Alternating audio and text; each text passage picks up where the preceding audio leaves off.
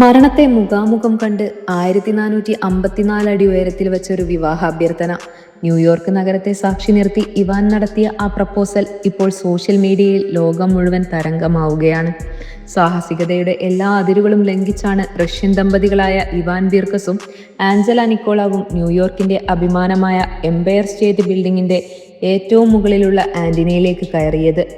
ഒരു സുരക്ഷാ കയർ പോലുമില്ലാതെ ശക്തമായ കാറ്റിൽ ആ മരണമുനമ്പിൽ നിന്നുകൊണ്ട് ഇവാൻ ആ സർപ്രൈസ് ബാനർ നിവർത്തി.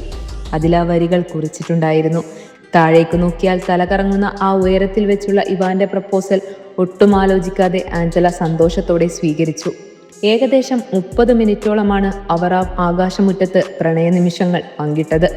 ക്യാമറയിൽ പകർത്തിയ ഈ അപൂർവ ദൃശ്യങ്ങൾ ഇന്റർനെറ്റിൽ എത്തിയതോടെ നിമിഷ നേരം കൊണ്ടാണ് ലോകമെമ്പാടും വൈറലായത്. ലക്ഷക്കണക്കിന് ആളുകളാണ് ഇവരുടെ ധൈര്യത്തെ പ്രശംസിച്ച് രംഗത്തെത്തിയത്. പക്ഷേ തുടക്കം സിനിമാറ്റിക് ആയിരുന്നെങ്കിലും ഈ പ്രണയകഥയുടെ ക്ലൈമാക്സ് ഒട്ടും സുഖകരമായിരുന്നില്ല.